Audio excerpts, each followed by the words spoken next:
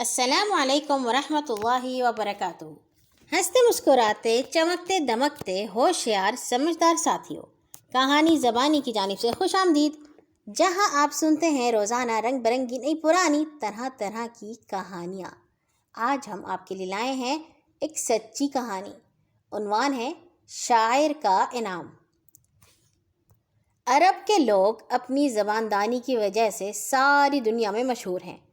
قدیم زمانے میں وہاں کے رئیس، جاگیردار، نواب بلکہ بادشاہ تک اہل علم پر عموماً اور شاعروں پر خصوصاً مہربان رہا کرتے تھے۔ بڑے بڑے نامی شاعر جس دربار میں جمع ہوتے، سب پر وہی شخص غالب رہتا۔ یہی وجہ ہے کہ اکثر انعام و اکرام سے مالا مال رکھتے، بلکہ یہ نوبت پہنچ گئی تھی کہ بعض وقت قصیدہ تو درکنار، چند اشعار کہنے پر 10 20 ہزار اشرفیاں انعام دیتے، بلکہ بعض دفعہ ایک مصرے پر ہزاروں اشرفیاں نثار کر ڈالتے تھے۔ ایک کنجوس شہزادے نے اپنے باپ دادا کے طریقے کے خلاف شاعروں کو انعام دینا بند کر دیا۔ اللہ نے اس کو ایسا تیز حافظہ عطا کیا تھا کہ جس شعر کو ایک دفعہ سن لیتا فوراً یاد ہو جاتا۔ اس کے ہاں ایک غلام تھا جو شعروں کو 2 بار سن کر لفظ بلفظ یاد کر لیتا تھا، اور ایک لونڈی تھی جو 3 بار سن کر اشعار کو ازبر کر لیتی تھی۔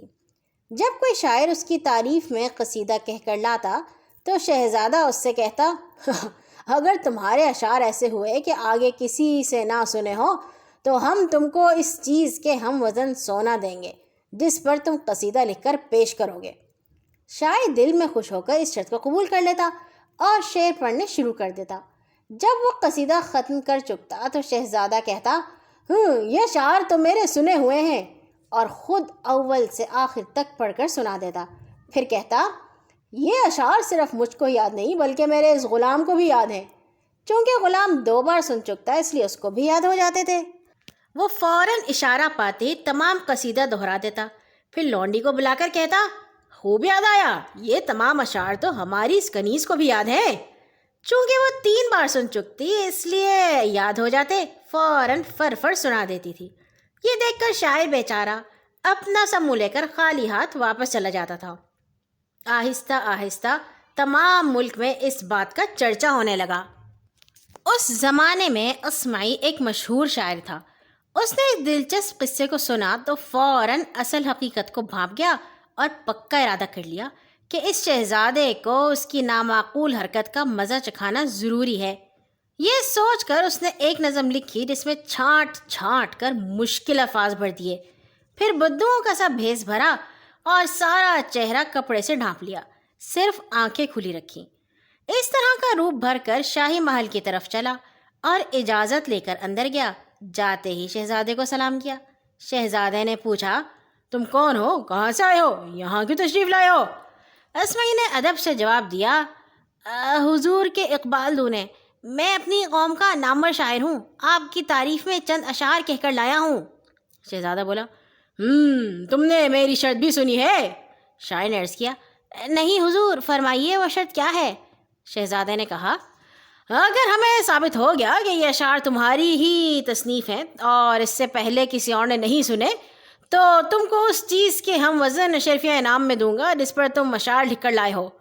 اسمعی نے نہایت ادب سے گزارش کی، بھلا حضور یہ کیوں کر ہو سکتا ہے، میں آپ کے سامنے جھوٹ بولوں، مجھے جناب کی شرط دل و جان سے منظور ہے۔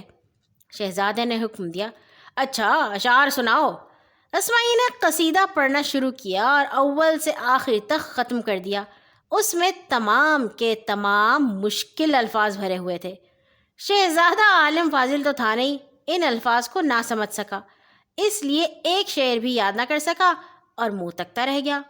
آخر حیران ہو کر غلام کی طرف اشارہ کیا، وہاں بھی کیا رکھا تھا، صاف جواب ملا اور لونڈی بھی خاموش رہ گئی۔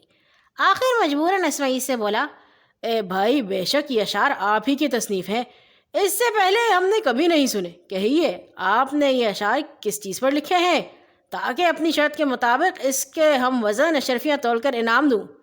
اسمعی نے جواب دیا، حضور اپنے کسی خادم کو حکم دے کہ وہ اس چیز کو اٹھا کر لائے۔ شہزادے نے پوچھا، وہ کیا چیز ہے، کیا تم نے کسی کاغذ پر نہیں لکھے؟ اسمعی نے کہا، عالی جاں، میں نے یہ اشعار کاغذ پر نہیں لکھے، جب میں نے یہ نظم تصنیف کی تھی مجھ کو کاغذ نہیں مل سکا تھا جو اس پر لکھتا۔ میرا باپ اپنی جائیداد میں ایک سنگ مرمر کا تختہ چھوڑ گیا تھا، اس وقت سامنے وہی موجود تھا، اسی پر کندہ کر دیے تھے، اور اس کو ایک کپڑے میں لپیٹ کر اونٹ کی پیٹھ پر لاد کر لایا ہوں، اور اس وقت محل کے صحن میں رکھا ہے۔ مہربانی فرما کر خادم کو حکم دے کہ وہ جا کر اٹھا لے، میں اکیلا نہیں اٹھا سکتا۔ شہزادہ یہ سن کر ہکا بکا رہ گیا، مگر اب کیا کر سکتا تھا؟ آخر شرط کے مطابق اس پتھر کے ہم وزن اشرفیاں دینی پڑیں۔ اس کا تقریباً تمام خزانہ خالی ہو گیا تھا۔ اس نے آئندہ اپنی اس بری عادت سے توبہ کی کہ ایسا نہ ہو کوئی اور شاعر ایسا ہی جل دے۔ پھر اس نے حسب دستور سب شعراء کو انعام و اکرام دینا شروع کر دیا۔ پورے ملک میں اس کی تعریف ہونے لگی، اور آخر کار اس کو معلوم ہو گیا کہ جو کچھ اسمعی نے کیا وہ صرف اس کی سمجھداری اور دانائی کا نتیجہ تھا۔ سمجھداری انسان کو بڑی بڑی مشکلوں سے نپٹوا دیتی ہے۔ کل آئیں گے انشاءاللہ ایک اور نئی کہانی کے ساتھ۔ نماز پڑھا کیجیے، تبھی تو اللہ کے پکے دوست بنیں گے۔ اللہ حافظ۔